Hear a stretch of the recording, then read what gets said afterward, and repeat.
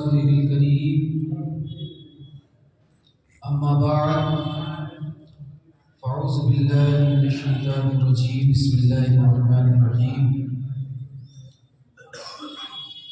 قد أفلح من تزكى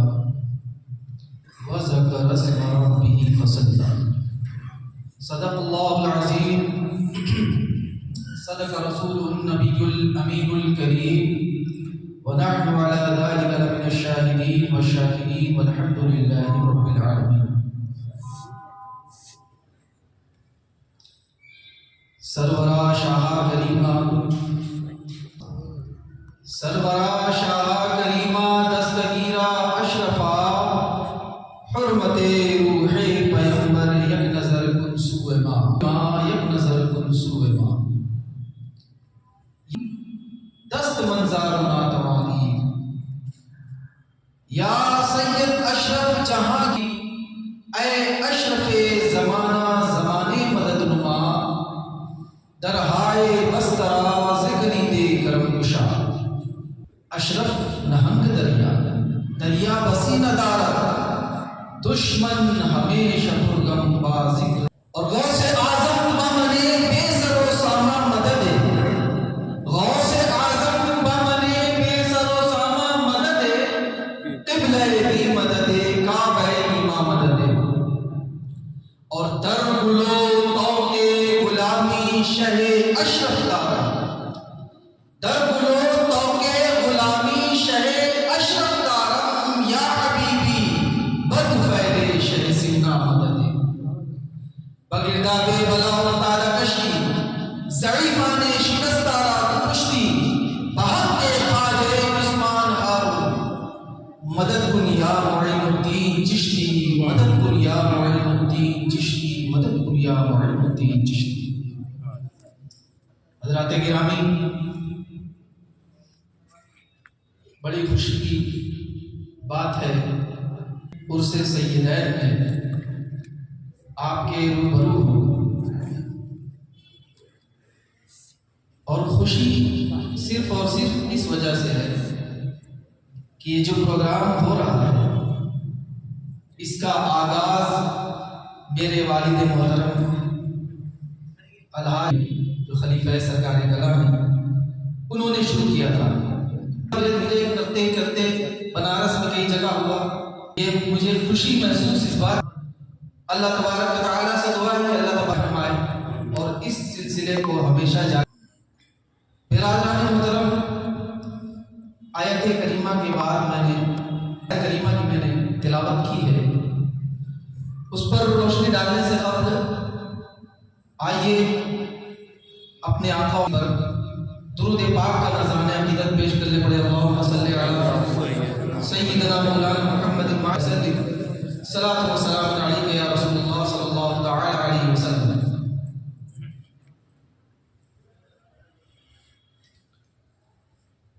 حضرات گرامی، دنیا میں آپ جس طرف بھی نظر اٹھا کر دیکھیں، نظر ڈال دیں،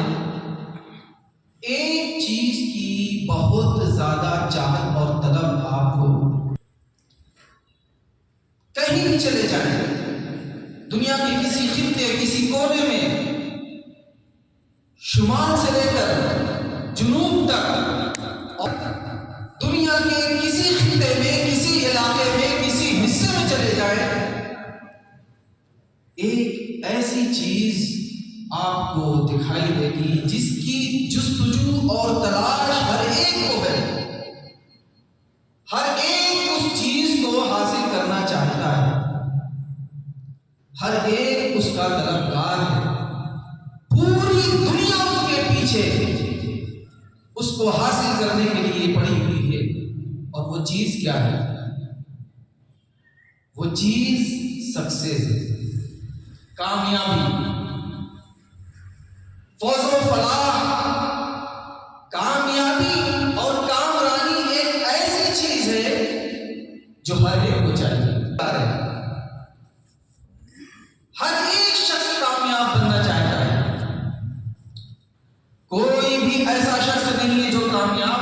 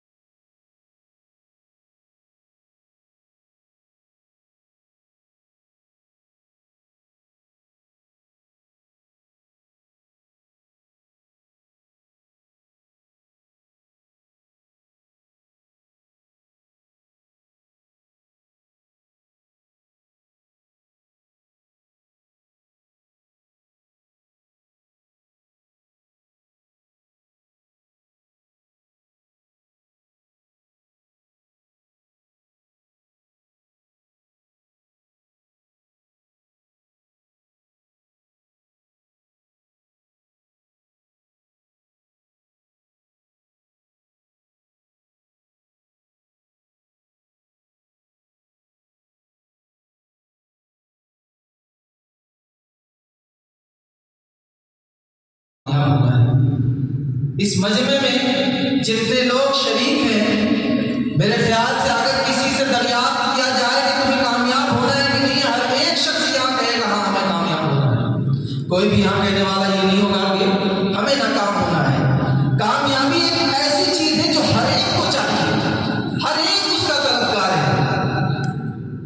لیکن باوجود اس کے کہ کیا کامیابی ہر ایک کو ملتی ہے؟ ہر ایک اس کا طلبگار ضرور ہے، لیکن کامیابی ہر ایک کو ملتی نہیں ہے۔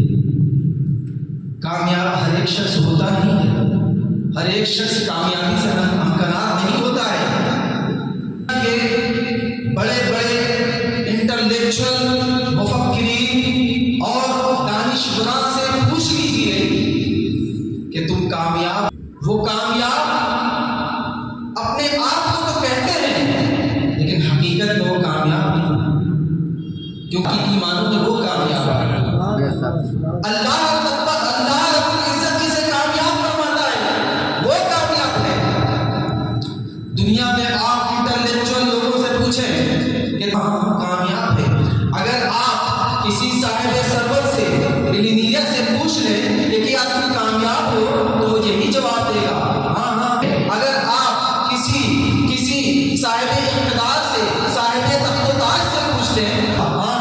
ہم کامیاب ہیں، کامیابی ہمارے قدموں کے نیچے ہے۔ ہم صاحب علم و فن سے، ماہر علم و فن سے پوچھ لیں کہ کیا تم کامیاب ہو تو دنیا والے یہی ہاتھوں میں ہم نے نہ جانے کتنے لوگوں کو کامیاب بنا دیا۔ اگر آپ کسی سائنسدان سے پوچھ لیں کہ کیا تم کامیاب ہو، ہو گئے، سکسیس تم نے پا لیا، تو یہی جواب دیں گے ہم کامیاب ہیں، ہم کامیاب ترین لوگ ہیں۔ دنیا ہمیں کامیاب کہتی ہے، دنیا یہ فائدہ اٹھا رہی ہے، تمام دنیا ہم سے فائدہ اٹھا رہی ہے، اس لیے ہم دنیا کے کامیاب ترین لوگوں میں سے ہیں۔ اگر آپ کیا تم کامیاب ہو تو ان کا بھی جواب ہوگا ہاں ہم کامیاب ہیں، ہاں ہم کامیاب ہیں۔ ہم یاد کہہ رہے ہیں کیا حقیقی معنوں میں وہ کامیاب ہے؟ وہ اپنے آپ کو، لیکن قرآن کی نگاہ میں وہ کامیاب ہے، وہ اللہ رب العزت کی نگاہ میں کیا وہ کامیاب ہے؟ آئیے تلاش کرتے ہیں قرآن کس کو کامیاب کہہ رہا ہے، قرآن کس کو فوز و فلاح سے ہمکنار کہہ رہا ہے۔ قرآن کہتا ہے، قرآن لوگوں کو کامیاب کہتا ہے فمن زحزح عن النار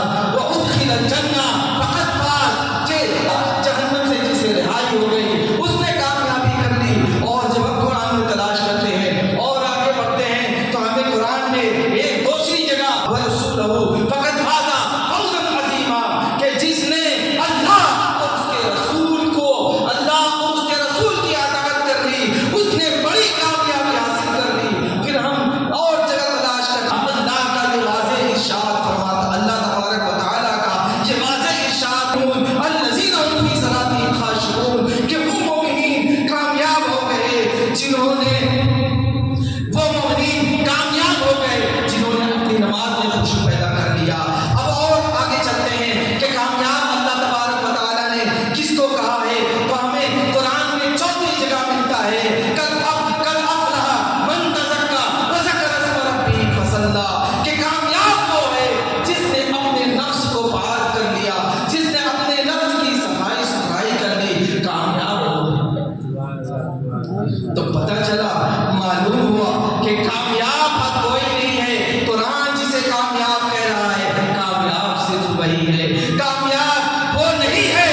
جس نے چاند پر کمندیں ڈال دی، کامیاب وہ نہیں ہے جو سورج کی شعاؤں کو قید کرنے والا ہے، کامیاب وہ نہیں ہے جو ہواؤں کی گوشت پر اڑنے والا ہے، کامیاب وہ نہیں ہے جو خلاؤں کا چکر لگانے والا ہے، کامیاب وہ نہیں ہے جو سمندر کی گہرائی کو ناپنے والا ہے، کامیاب وہ نہیں ہے جس نے دنیا کو ایٹمی طاقت دے دی، کامیاب وہ نہیں ہے جو دنیا میں نئی نئی ایجادات کرنے والا ہے، کامیاب تو وہ ہے جس نے اللہ اس کے رسول کی اطاعت کر لی، کامیاب تو وہ ہے جس نے اپنے نفس کو پاک صاف ستھرا کر دیا، کامیاب فقط وہی۔ تو کامیاب جسے اللہ فرماتا ہے وہی کامیاب۔ تزکیہ نفس یہ ایک ایسی چیز ہے، نفس کو پاک اور صاف اور ستھرا کرنا یہ ایک ایسی چیز ہے کہ جس کا نفس پاک ہو گیا، جس کا نفس کنٹرول میں آ گیا نا، تو پھر اسے جنت میں داخلہ بھی ملے گا، جہنم سے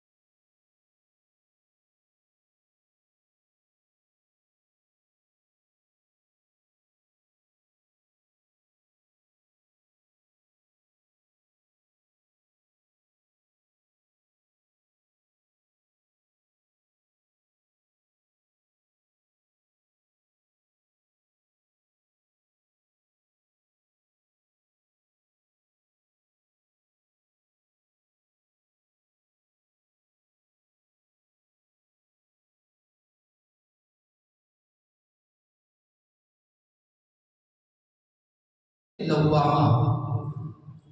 نفس امارہ، نفس لوامہ، اور تیسرا اللہ تبارک و تعالیٰ نے جس کا ذکر کیا ہے وہ نفس مطمئنہ ہے۔ نفس امارہ کیا چیز ہے؟ یہ نفس ہر ایک کے پاس ہوتا ہے، نفس لوامہ بھی ہر ایک کے پاس ہوتا ہے، لیکن نفس مطمئنہ ہر ایک کو نہیں حاصل ہوتی۔ نفس امارہ اس کا کام کیا ہے؟ نفس امارہ یہ لوگوں کو گناہوں پر ابھارتا ہے، گناہوں کی دعوت دیتا ہے، یہ فلاں گناہ کر لو، یہ فلاں گناہ کر لو، اس گناہ کا ارتکاب کر لو، کی طرف بلاتا ہے، اللہ کی نافرمانی کی طرف بلاتا ہے،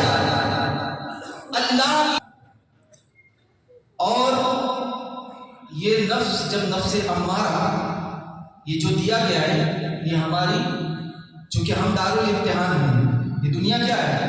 دارالامتحان کے لیے ہمارے اندر رکھا گیا ہے، گناہوں کی طرف وہ رغبت دیتا رہتا ہے، بلاتا رہتا ہے۔ تو جب گناہوں کی طرف یہ بلاتا ہے اور بندہ گناہ کرنے کے لیے آمادہ ہو جاتا ہے تو اس کے اندر سے ایک آواز آتی ہے، خبردار اللہ تم سے ناراض ہو جائے، کیا کرنے جا رہے ہیں یہ تم اللہ کو ناراض کرنے جا رہے ہو، یہ گناہ کا ارتکاب کرنے جا رہے ہو، اس کی سزا بہت بڑی ہے۔ تو ایک جو نفس امارہ یہ گناہوں کی طرف بلاتا ہے اور اس کے بعد وہ جو اندر سے آواز آتی ہے وہ گناہوں سے بچانے کے لیے، اسی طاقت کا نام نفس لوامہ ہے۔ نفس امارہ کے بارے میں اللہ تبارک و تعالیٰ نے ارشاد فرمایا ہے، ان النفس لامارۃ بالسوء، بے شک نفس گناہوں کی طرف بلانے والا ہے، بے شک نفس گناہوں کی دعوت دینے والا ہے۔ اور نفس لوامہ کے بارے میں اللہ تبارک و تعالیٰ نے ارشاد فرمایا ہے، لا اقسم بالنفس، لا اقسم بیوم القیامہ ولا اقسم بالنفس اللوامہ، کہ قسم ہے مجھے قیامت کے دن کی، اور قسم ہے اس جان کی جو امن میں ہے اور چین میں، جو گناہوں سے محفوظ ہے، قسم ہے اس کی۔ تو اللہ تبارک و تعالیٰ نے نفس لوامہ کی قسم کھائی ہے۔ تو نفس امارہ کا کام ہے، نفس لوامہ کا کام ہے یہ گناہوں سے بچانا، لوگوں کو وہ گناہ سے روکتی ہے، وہ اس بات پر آمادہ کرتی کہ لوگ گناہ نہ کریں، وہ اندر سے آواز آتی رہتی ہے، لیکن جب بندہ گناہ کر بیٹھتا ہے نا، گناہ سے روکتی ہے، لیکن انسان جب اس اپنے اندر سے آنے والی آواز کو نظر انداز کر دیتا ہے اور کر لیتا ہے تو جانتے ہیں کیا ہوتا ہے؟ انسان کا جو صاف اور شفاف دل تھا نا، اس پر ایک کالا سیاہ دھبا لگ جاتا ہے۔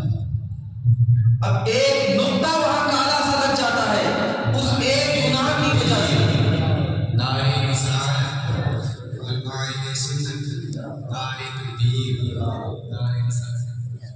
درود پاک پڑھیے، اللہم صلی علی سیدنا مولانا محمد معدن الجود والکرم والعلم والحکم وبارک وسلم صلاۃ وسلام علیک یا رسول اللہ صلی اللہ تعالی علیہ وسلم۔ تو میں یہ عرض کر رہا تھا کہ نفس امارہ کے کہنے پر اگر کوئی بندہ مومن گناہ کا ارتکاب کرتا ہے تو جو صاف شفاف دل کا انسان کا نام، اس پر ایک سیاہ دھبا لگ جاتا ہے۔ اب یا تو بندہ گناہوں سے توبہ کرے گا، اگر گناہوں سے توبہ کر لیا تو یقین جانیے اس کے اندر سے جو آنسو آنکھوں سے بہتا ہے نا، توبہ کی شکل میں،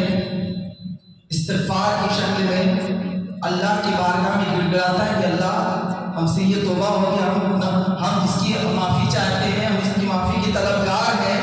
بندہ جب یہ گڑگڑاتا ہے اور آنکھوں سے آنسو جاری ہوتا ہے تو یہ ڈائریکٹ اس کے دل پر اثر کرتا ہے، پھر وہ سیاہی دھل جاتی ہے۔ لیکن اگر بندے نے بار بار نفس امارہ کے کہنے پر گناہ کیا، گناہ پر گناہ کا ارتکاب کرتا رہا اور نفس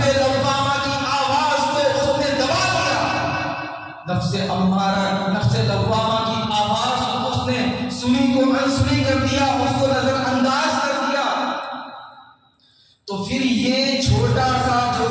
دھبا دل پر پڑا تھا سیاہی کا دھبا، وہ دھبا بڑھتے چلا جاتا ہے اور دل بالکل سیاہ ہو جاتا ہے، اس کا دل بالکل کالا ہو جاتا ہے۔ اب انسان کی حیثیت اس نالی کے کیڑے کی ہو جاتی ہے، جو نالی کا کیڑا اگر باہر نکال دیا جائے تو مر جائے گا۔ جانتے ہیں کیوں؟ کیونکہ اس کی عادت ہو گئی ہے اس گندگی میں جینے کی، وہ گندگی میں جیے گا اور پھر زندہ نہیں رہے گا، باہر نکالو کہ مر جائے گا، صفائی اس کو پسند نہیں ہے۔ تو جب انسان کا دل بالکل سیاہ ہو جاتا ہے نا، گناہ کرتے تو چونکہ نفس لوامہ کی آواز تو بند ہو گئی،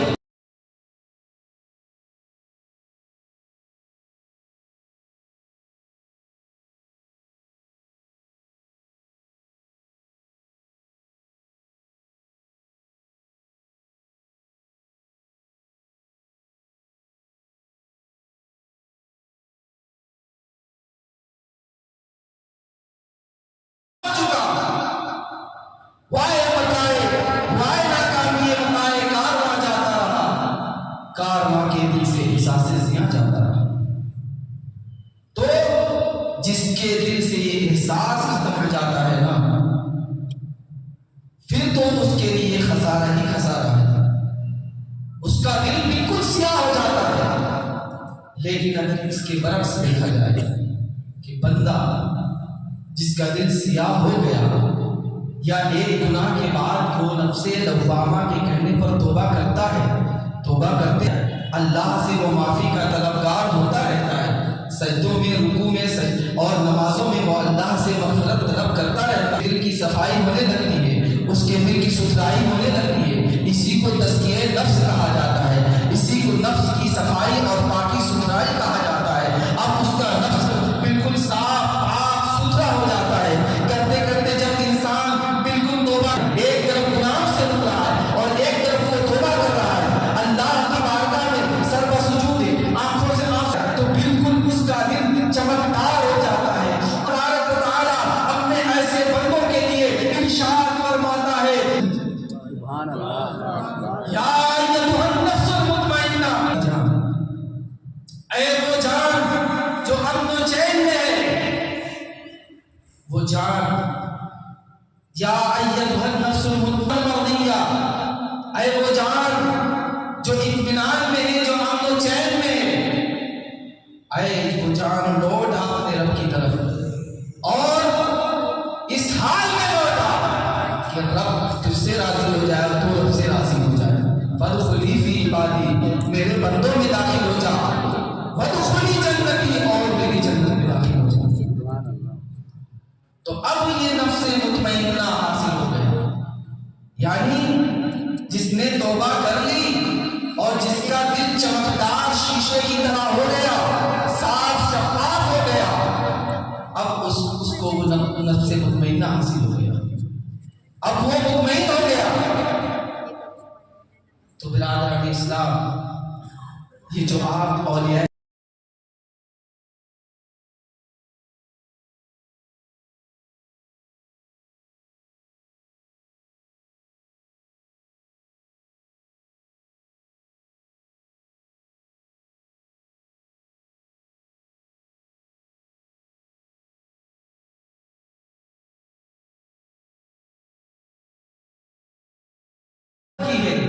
ایک طرف توبہ استغفار، ایک طرف عبادت، اور جب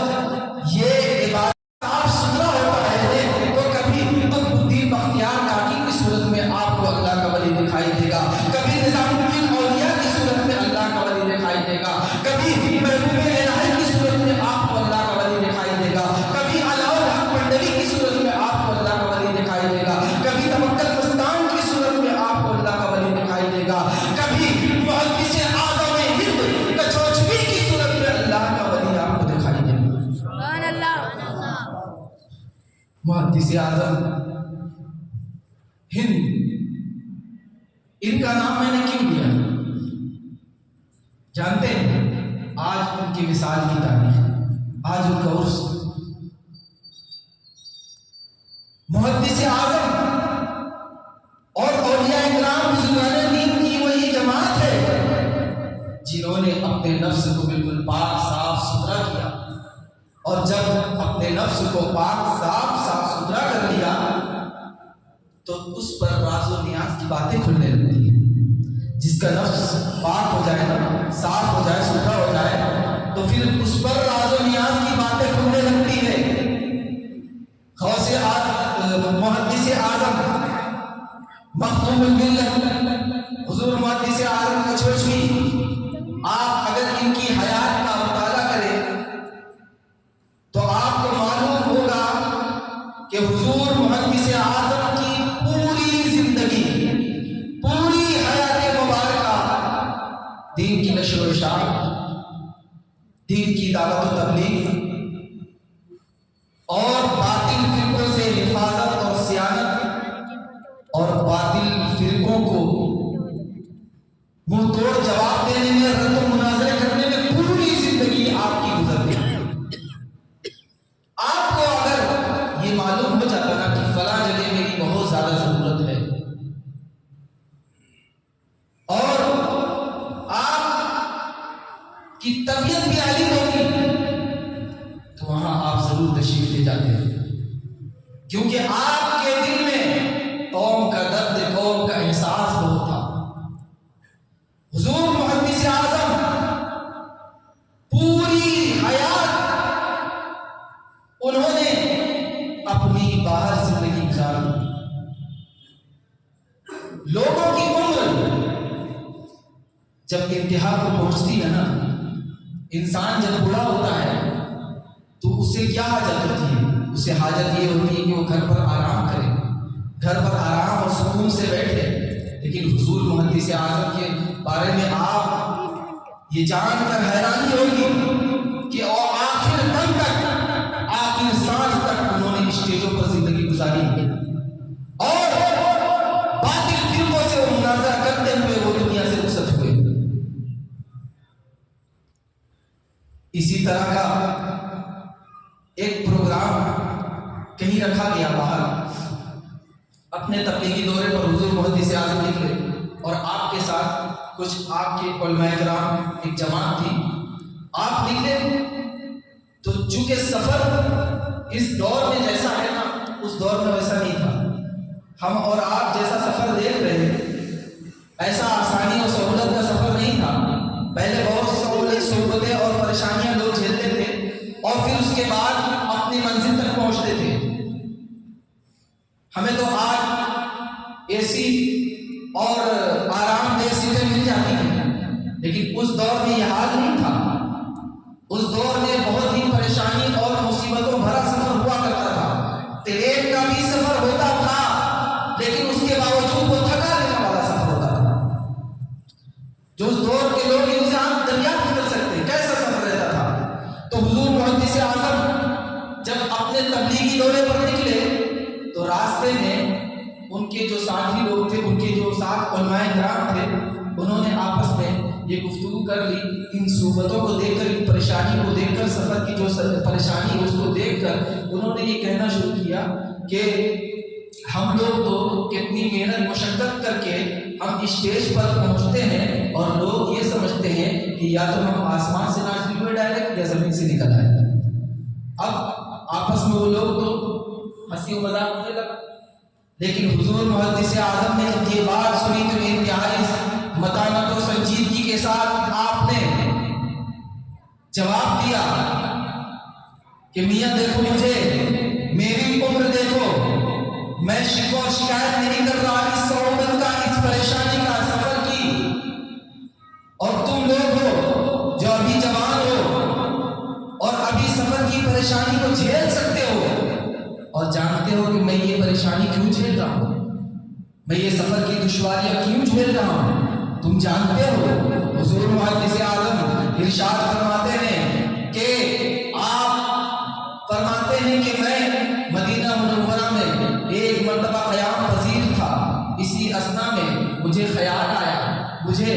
یہ عزم ہوا کہ اب میں چونکہ بوڑھا ہو چکا ہوں اور میں تبلیغی دورے سے تھک جاتا ہوں، اس لیے مجھے اب گھر پر آرام کرنا چاہیے۔ اس ارادے سے وہ گھر سے باہر تشریف لائے اور انہوں نے یہ سوچا کہ اب میں بارگاہ نبوی میں حاضر ہوں گا اور حضور سے میں عرض کر دوں گا، حضور سرکار دو عالم صلی اللہ تعالیٰ علیہ وسلم سے یہ عرض کر دوں گا کہ یا رسول اللہ، اس بوڑھے کاندھے پر جو آپ نے مجھے ذمہ داری عطا کی ہے، اس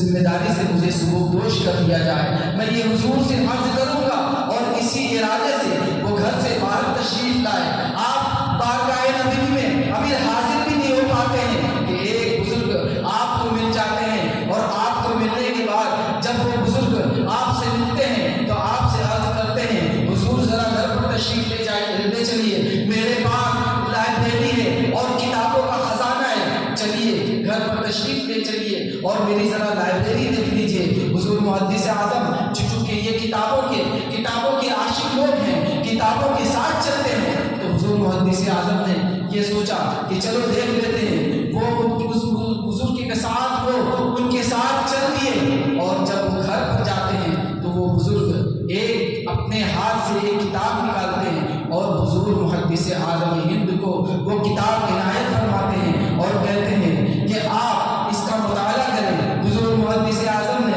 اس کتاب کے اوپر کس مصنف کا نام تھا کچھ نہیں دیکھا، وہ کس فن میں تھی کچھ نہیں دیکھا، بس بیچ سے کھول دیا۔ بیچ سے کھولتے ہیں تو اس میں ایک بات لکھی تھی جس کو دیکھ کر حضور محدث اعظم نے اپنا ارادہ ہی ملتوی کر دیا۔ جو ارادہ لے کر چلے تھے وہ گھر سے کہ میں جاؤں گا حضور کی بارگاہ میں صلاۃ و سلام پیش کروں گا، یا رسول اللہ مجھے اس ذمہ داری سے سبکدوش کر دیا جائے، یہ عرض کر دوں گا، لیکن اب ارادہ بدل جاتا ہے۔ وہ بات کیا تھی؟ وہ بات یہ تھی کہ حضرت فاطمہ الزہرا رضی اللہ تعالیٰ عنہ کا ایک دعا آپ نے اس پر پڑھی ہوئی، اس پر لکھی ہوئی تھی۔ وہ دعا کیا تھی کہ حضرت فاطمہ الزہرا رضی اللہ تعالیٰ عنہ نے اپنے رب سے یہ دعا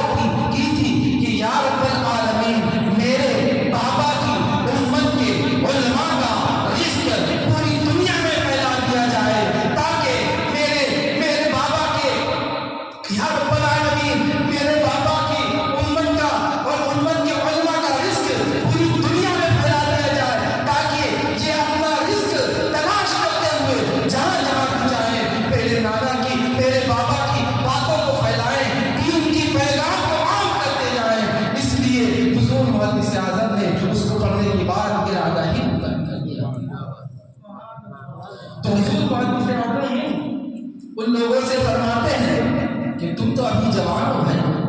اور میں بوڑھا ہوں اور مجھے شکوہ شکایت کرنی چاہیے، اس لیے اب آئندہ شکوہ اور شکایت نہ کرنا۔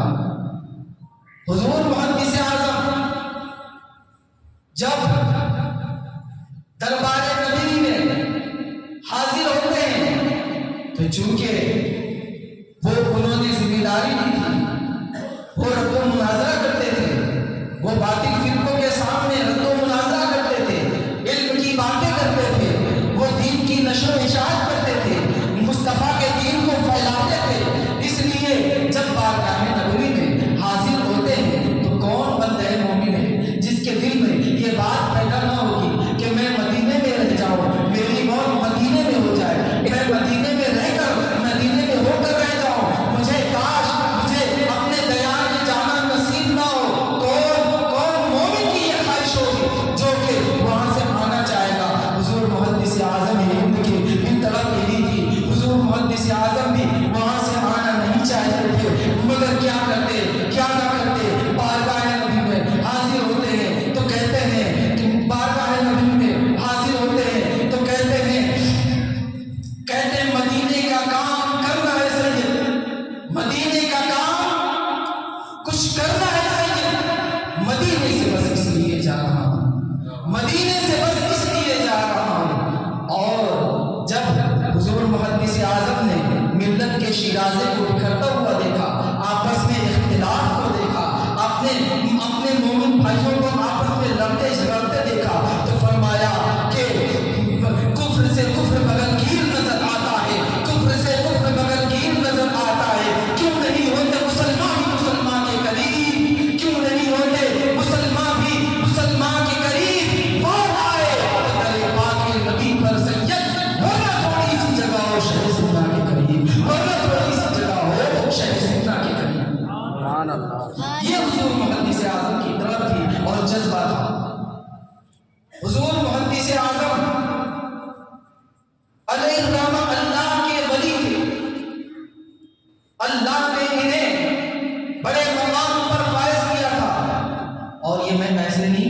اللہ کے ولی تھے، کیونکہ حدیث قدسی میں ہے کہ من عادى لي وليا فقد آذنته بالحرب، کہ جس نے میرے ولی سے دشمنی مول لے لی اس کو اعلان جنگ ہے، اس کے لیے اعلان جنگ ہے جس نے میرے ولی سے دشمنی لے لی۔ اب اس حدیث کو آپ دیکھیے اور حضور محدث اعظم ہند کے ایک واقعے کو آپ نگاہ میں رکھیے، اس کے بعد آپ خود فیصلہ کر لیں گے کہ حضور محدث اعظم ولی تھے یا نہیں تھے۔ ہمیں بتانے کی اس کو ضرورت نہیں ہوگی، وہ واقعہ یہ ہے کہ حضور محدث اعظم ہند جب اپنے تبلیغی دورے پر کلکتہ کی طرف گئے اور کلکتہ میں ایک مقام پر جلسہ ہو رہا تھا، اس جلسے میں آپ کو بحیثیت خطیب حاضر ہونا تھا، آپ وہاں جاتے ہیں اور اپنی تقریر کا آغاز کرتے ہیں۔